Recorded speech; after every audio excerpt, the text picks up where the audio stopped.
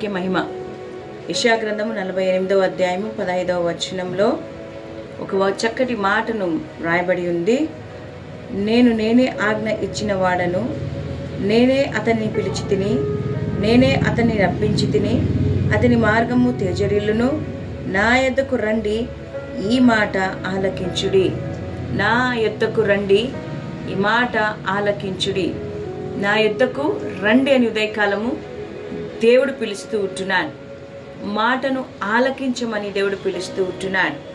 నా ప్రియ సహోదరుడా, సహోదరి, దేవుని బిడ్డ, ఇశ్రాయేలు ప్రజల పట్ల దేవునికున్న ఎక్కువ ప్రేమను బట్టి దేవుడు ఈ మాటలను మాట్లాడుతూ ఉంటున్నాడు. హల్లెలూయా. ఈ యొక్క వాక్యం భాగం మనం చూసినట్టయితే యెషయా అనే ప్రవక్త ద్వారా దేవుడు పలికిన మాటలు, యెషయా గ్రంథంలో రాయబడిన మాటలు. యెషయా ప్రవక్త ఇశ్రాయేలు ప్రజలతో దేవుడు తాను ఏదైతే మాట్లాడాడో దానిని వివరిస్తూ ఉంటున్నాడు. దేవుడు మరి ఒక్కసారి సర్వశక్తి కలిగిన దేవుడని, సర్వము చేయగలిగిన దేవుడని, అద్భుతకరుడని, ఆశ్చర్యకరుడని, మహాగణుడని, మహోన్నతుడని మరి ఒక్కసారి ఇశ్రాయేలు ప్రజలకు జ్ఞాపకం చేస్తూ ఉంటున్నాడు. అందుకే ఆయన అంటున్నాడు, నేనే ఆజ్ఞ ఇచ్చిన వాడను, నేనే అతనిని పిలిచి తిని, నేనే అతనిని పిలిచి తిని అంటున్నాడు. హల్లెలూయా.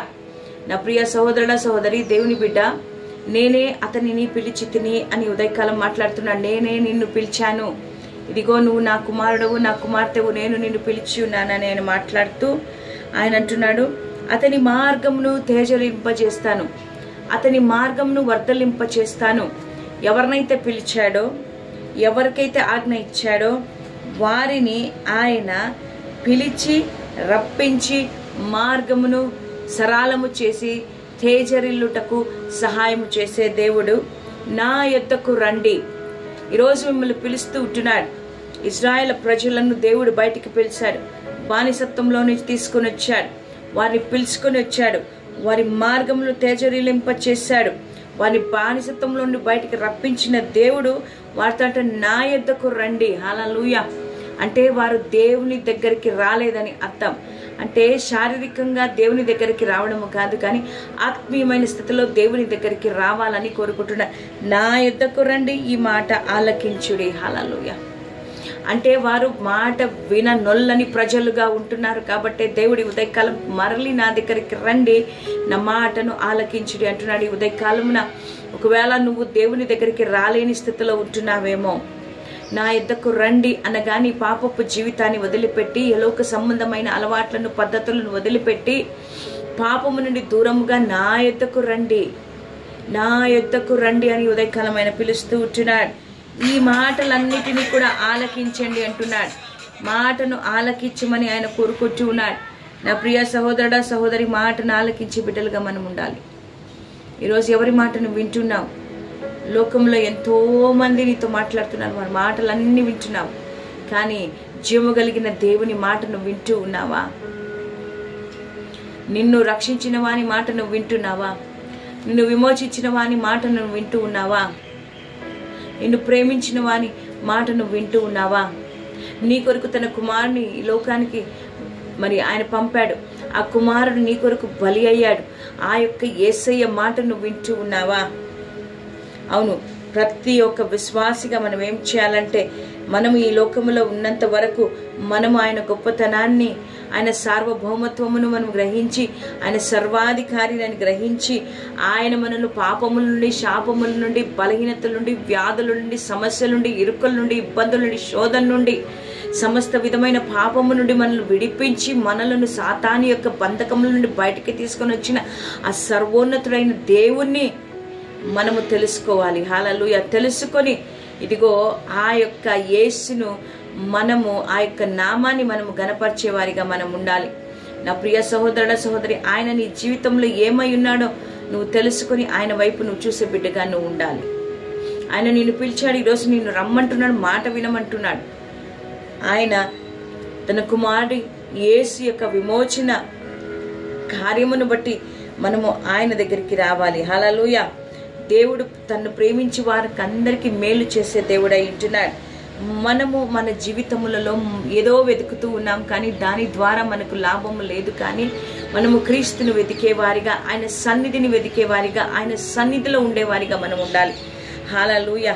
ఇదిగో ఆయన అంటున్నాడు, అదే అధ్యాయంలో 16వ వచనంలో మాట్లాడుతూ ఆయన అంటున్నాడు, ఆది నుండి నేను రహస్యముగా మాట్లాడిన వాడను కాను.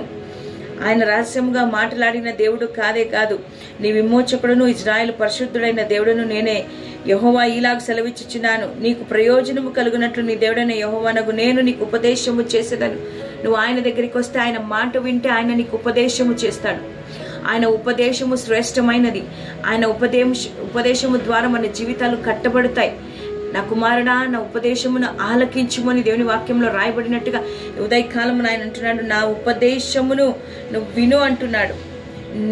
నీవు నడవలసిన త్రోవను నిన్ను నడిపించేదను. ఎప్పుడైతే నువ్వు ఆయన దగ్గరికి వస్తావో, ఎప్పుడైనా నువ్వు ఆయన మాట వింటావో, నువ్వు ఏ మార్గంలో వెళ్ళాలో, ఏ స్థలానికి నువ్వు వెళ్ళాలో, ఏది నువ్వు జరిగించాలనుకున్నావో, ఏది నీ ద్వారా చేయాలనుకున్నావో దానిని దేవుడు తోడుగా ఉండి ఆయన నిన్ను నడిపించే దేవుడై ఉంటున్నాడు. ఆయన అంటున్నాడు, ఇదిగో ఆలకించుము, నువ్వు ఆ మాట ఆలకించినడలా నీ క్షేమము నది వలెను, నీ నీతి సముద్ర తరంగం వలెను ఉండును. నీకు క్షేమము అది నది వలె ప్రవహిస్తుందంట. హల్లెలూయా. నీ యొక్క క్షేమమును నది వలె ప్రవహింపచేయువాడు ఆయనే. నీ నీతి సముద్ర తరంగము వలె నుండును. నీ సంతానము ఇసుక వలె విస్తారమగును. నీ గర్భఫలము దాని రేణువుల వలె విస్తరించును. వారి నామమున నా సన్నిధిని కొట్టివేయబడదు, మరువబడదు. హల్లెలూయా. నా ప్రియ దేవుని బిడ్డలారా, ఎంత ప్రేమ కలిగిన దేవుడు కదా. నువ్వు ఆయన దగ్గరికి వచ్చి ఆయన మాట వింటే ఆయన అనేకమైన మేలను, ఈ యెషయా గ్రంథము 48వ అధ్యాయము 16, 17, 18 వచనాలలో రాయబడినట్టుగా నేను అనేక విధములుగా దేవుడు నేను హెచ్చించబోతున్నట్టాడు.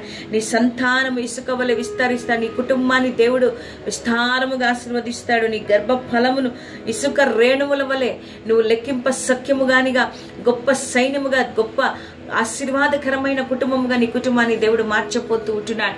ఇది నీ వ్యక్తిగత జీవితంలో కావచ్చు, నీ పరిచర్లో కావచ్చు. నీవు రా అని పిలుస్తున్నాడు. నువ్వు వచ్చి ఆయన మాట ఆలకించిన ఎడల నిన్ను, నీ కుటుంబాన్ని, నీ పరిచర్యను దేవుడు అత్యధికంగా ఆశీర్వదించి నేను అనేకులకు ఆశీర్వాదకరంగా, దీవెనకరంగా దేవుడి ఉదయకాలం మార్చబోతుంటున్నాడు. కాబట్టి మనము చేయవలసిన పని ఏమంటే, మనము ఆయన దగ్గరకు రావాలి. ఫస్ట్ నువ్వు ఎక్కడ ఉంటున్నావు, ఎక్కడెక్కడ తిరుగుతూ ఉంటున్నావు, ఎవరితో తిరుగుతూ ఉంటున్నావు, దేవునికి దూరంగా ఉన్నావా, దేవుని విడిచిపెట్టావా, దేవుని మరిచావా, దేవుని సన్నిధికి రాక నువ్వు దూరంగా ఉంటున్నావా? అందుకే ఉదయకాలం ఆయన పిలుస్తున్నాడు, నా యొద్దకు రండి. హల్లెలూయా. దేవుని యొద్దకు రండి, అప్పుడు ఆయన మిమ్మల్ని గొప్పగా ఆస్వాదించబోతున్నాడు. రావడమే కాదు కానీ మనకు వినే స్వభావం ఉండాలి. హల్లెలూయా. వచ్చి విన్నప్పుడు దేవుని యొక్క అద్భుత కార్యాలను మన జీవితంలో మనం చూడగలుగుతాం. కాబట్టి నా ప్రియ సహోదరుడ, సహోదరి, దేవుని బిడ్డ, ఈరోజు ఉదయకాలమున దేవుని మర్చిపోకుండా, దేవునిని విడిచిపెట్టకుండా ఆయన దగ్గరికి మనం వస్తాం. నా యొద్దకు రండి, నేను మీ యొద్దకు వస్తానంటున్నాడు. హల్లెలూయా. ఆయన మాట ఇస్తే తప్పే దేవుడు కాదు కదా. నిన్ను నన్ను ప్రేమించి మనకు సహాయం చేసే దేవుడు. ఈ ఉదయకాలమున మనం ఆయనకు దూరంగా ఉన్నాం కాబట్టి పిలుస్తూ ఉన్నారు. రండి అని పిలుస్తూ ఉంటున్నాడు. నాకు సమీపముగా రండి అంటున్నాడు. నా స్వరమును వినండి అంటున్నాడు. రండి, మీరు వచ్చినట్టయితే నేను కార్యాలను చేసే దేవుడు, నేను అద్భుతాలను చేసే దేవుడు, మహత్ కార్యములను చేసే దేవుడు. అవును నా ప్రియమైన దేవుని బిడ్డలారా, శారీరకంగా కాదు, ఆత్మీయంగా నువ్వు దేవుని సన్నిధిలో నువ్వు ఎదగాలి అనుకుంటే నువ్వు ఆయన దగ్గరికి రావాలి. హల్లెలూయా. నువ్వు వచ్చి ఆయన స్వరమును వినాలి. పరిశుద్ధాత్మ దేవుని స్వరము వినాలి. పరిశుద్ధాత్మ దేవుడు నిన్ను నడిపించేవాడై ఉంటున్నాడు. పరిశుద్ధాత్మ దేవుడు నిన్ను హెచ్చించేవాడై ఉంటున్నాడు. పరిశుద్ధాత్మ దేవుడు నిన్ను వర్ధలింపచేసేవాడై ఉంటున్నాడు. నీ మార్గమును సరళము చేయవాడు ఆయనే. హల్లెలూయా. ఇశ్రాయేలు ప్రజల పట్ల దేవునికి ఉన్న ప్రేమ ఈ రోజు తన కుమారుడైన యేసు క్రీస్తుని బట్టి మనలందరినీ ప్రేమించి మనం విమోచించిన యేసయ్య, ఆయన తండ్రి అయిన దేవుడు, మనము కూడా అదే రీతిగా ఇశ్రాయేలు ప్రజలను ఏ రీతిగా ఆయన ఆశీర్వదించాడు, అంతకంటే ఉన్నతమైన స్థితిలో దేవుడు నిన్ను నన్ను ఉంచి ఆత్మీయంగా ఎదగడానికి సహాయము చేయడానికి ఆయన ఇష్టపడుతూ ఉంటున్నాడు. కానీ నువ్వు ఈలోక సంబంధమైన సాతాను మాటలను విని, సాతాను యొక్క ఆలోచనలు, సాతాను యొక్క పన్నాగములను చిక్కుకొని వాని స్వరము విని దేవుని దగ్గరికి నువ్వు రాలేకపోతూ ఉంటున్నావు. ఇదే అనుకూల దినము, ఇదే అనుకూల సమయము. ఈ దినము నువ్వు దాటిపోతే నీ జీవితంలో మరి ఒక్కసారి నువ్వు ఇటువంటి అవకాశాన్ని నువ్వు పొందుకోలేకపోతావేమో. ఈ ఉదయ కాలమున ఆయన దగ్గరకు రా. ఆయన దగ్గరికి రా. నిన్ను పిలుస్తూ ఉంటున్నాడు. రమ్మని పిలుస్తూ ఉంటున్నాడు. వినమని ఆజ్ఞాపిస్తూ ఉంటున్నాడు. ఆయన మాట జీవపు మాట. ఆయన మాట బలమైన మాట. ఆయన వాక్కు శక్తి కలిగినది, ఆయన వాక్యము సత్యమైనది, ఆయన వాక్యము మనల్ని బ్రతికించేది. రండి ఆయన మాట విని నిత్య రాజ్యములో మనము స్థానాన్ని సంపాదించుకుందాం, నిత్యత్వములో ఆయనతో పాటు ఉందాం. ఈ లోకం అశాశ్వతమైనది, ఈ లోకములో మనం ఎక్కువ రోజులు ఉండము. ఈ లోకాశలన్నీ మన ఎదుట నుండి గతించిపోతాయి. నా ప్రియ సోదర సోదరి, కేవలము యేసయ్య ఆయన రాజ్యము మాత్రమే మిగులుతుంది. ఆ రాజ్యములో నువ్వు ఉండునట్టుగా, ఆ రాజ్యమునకు నువ్వు వారసులుగా ఉండాలంటే నువ్వు ఆయన దగ్గరికి రావాలి, ఆయన మాట వినాలి. హల్లెలూయా. ఉదయకాలం నువ్వు ఆయన దగ్గరకు వస్తావని నేను ఆశిస్తూ ఉంటున్నాను. ఆయన మాట వింటావని నేను నమ్ముతున్నాం. వినడం ఏ రీతిగా అంటే ఆయన వాక్యం చదివినప్పుడు ఆయన మనతో వాక్యము ద్వారా మాట్లాడతాడు. మాట్లాడే దేవుడు మన దేవుడు. నీతో ఈరోజు మాట్లాడి నిన్ను సరిచేయబోతూ ఉంటున్నాడు. దేవుడు ఈ మాటలు మన వినికిడిలో దీవించి ఆస్వాదించునుగాక. ఆమేన్.